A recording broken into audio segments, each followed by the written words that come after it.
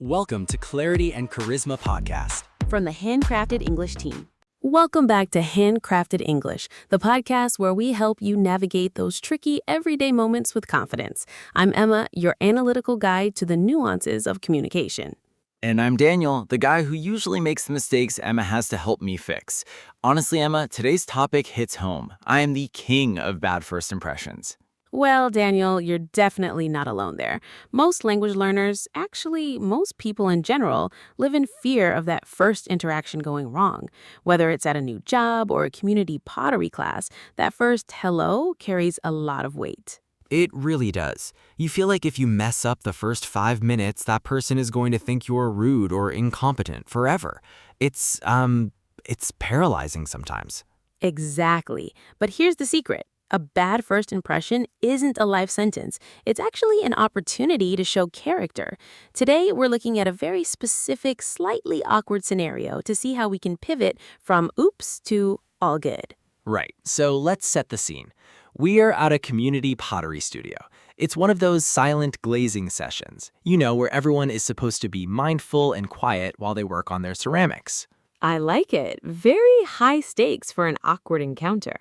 Definitely. So I've just been assigned to a workbench with a stranger. Let's call her Sarah. I'm feeling a bit nervous, and without thinking, I reach for a jar of glaze on the table. I start painting my vase, only to realize it wasn't the studio's glaze. It was Sarah's custom-mixed, expensive glaze she brought from home. Oh no, that is a classic starting off on the wrong foot. Exactly. She looks at me, looks at her jar, and then looks back at me with this expression of pure horror in a silent studio. What do I even say?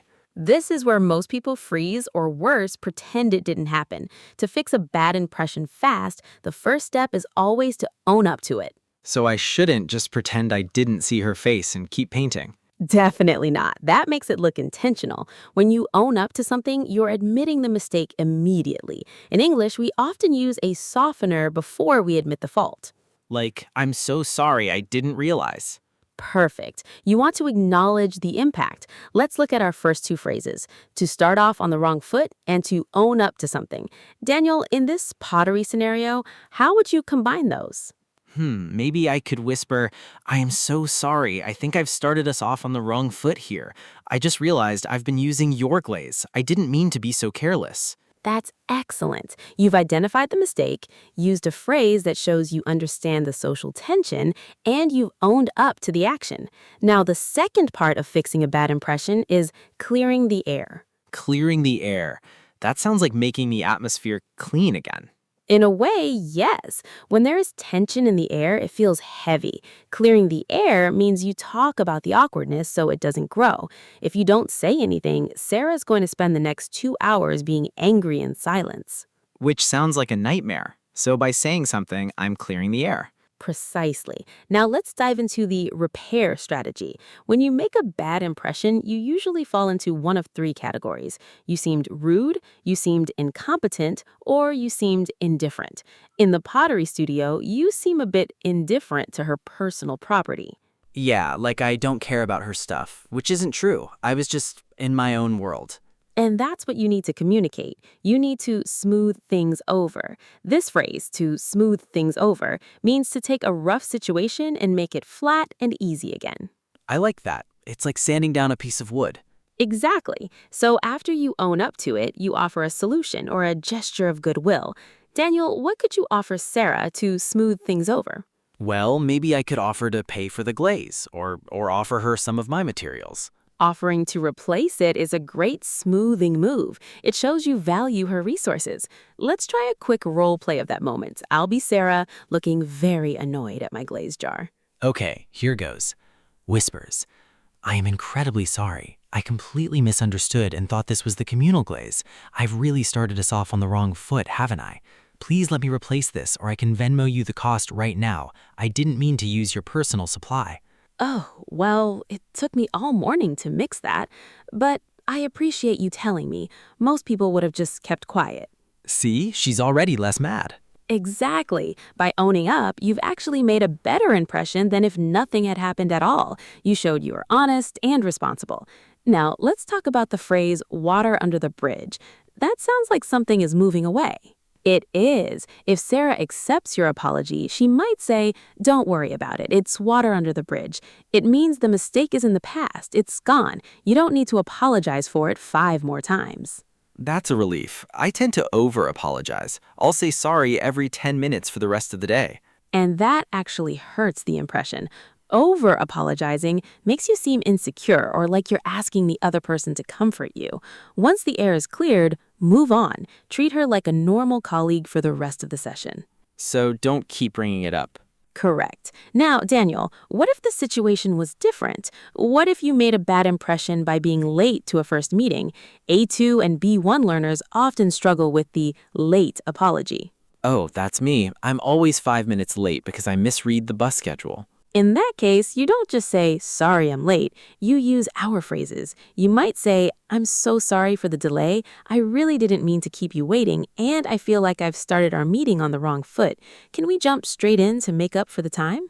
That sounds much more professional. It shows I respect their time. It does. It smooths things over by focusing on the solution, the meeting, rather than just the mistake. Okay, I'm starting to see a pattern here. Step 1, acknowledge the wrong foot.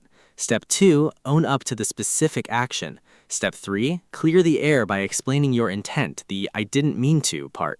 And step 4, smooth things over with the solution. Spot on. You're becoming a diplomat, Daniel. I'm trying, but what if the other person is, really mean about it? Like if Sarah had just snapped at me and told me to leave the table. That happens. Sometimes, despite your best English, the other person isn't ready to let it be water under the bridge. In that case, you remain polite, you offer your apology once, and then you give them space. You can't force someone to like you, but you can ensure that your behavior remains professional.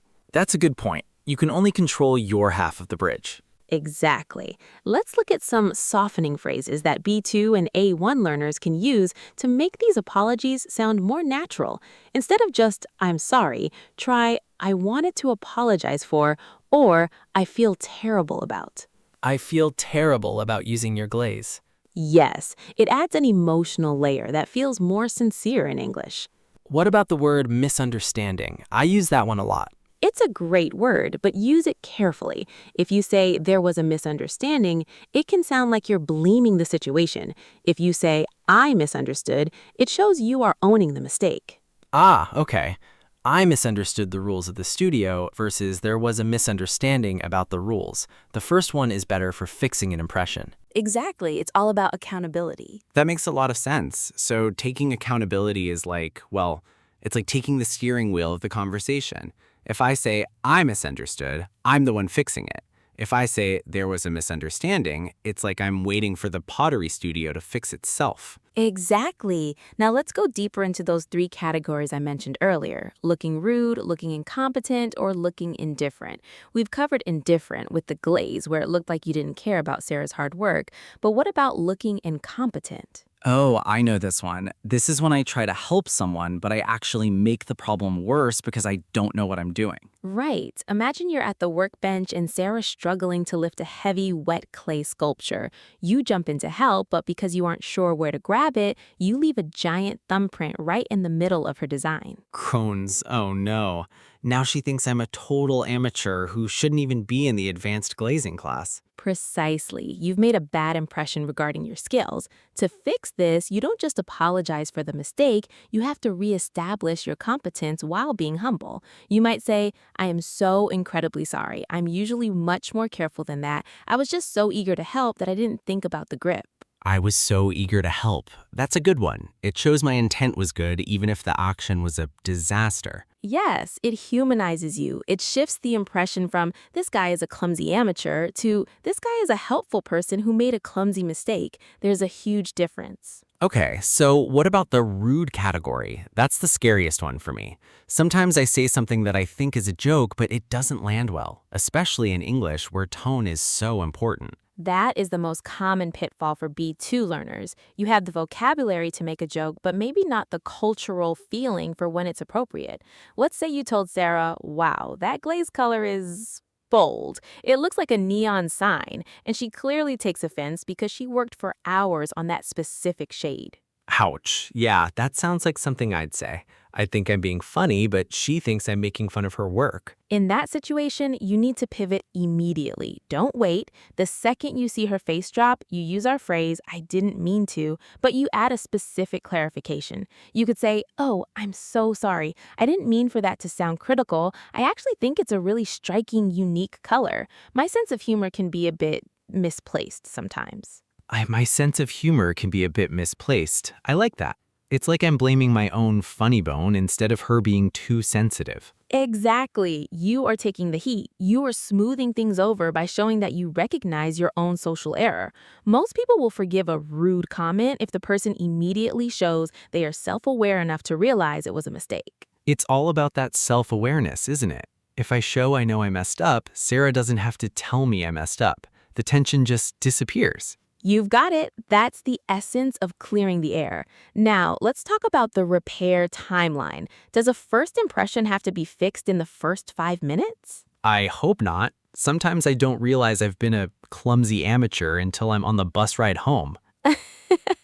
We've all been there. The post-event repair is a real thing. If you realize the next day that you'd started off on the wrong foot with Sarah, you can still fix it the next time you see her. You can walk up and say, hey, Sarah, I've been thinking about our session last week and I felt terrible about using your glaze. I'd love to buy you a coffee or a new jar of cobalt blue to make up for it. Is it weird to bring it up a week later? Won't that make it, well, more awkward? Not if you keep it light. Most people are actually touched when someone remembers a small conflict and tries to fix it later. It shows you're a person of high integrity. It actually creates a better long-term impression than if the mistake had never happened. That's actually really encouraging. It's like a second first impression. It is. Now, let's look at some grammar for our B1 and B2 listeners. When we talk about these mistakes, we often use modals of regret.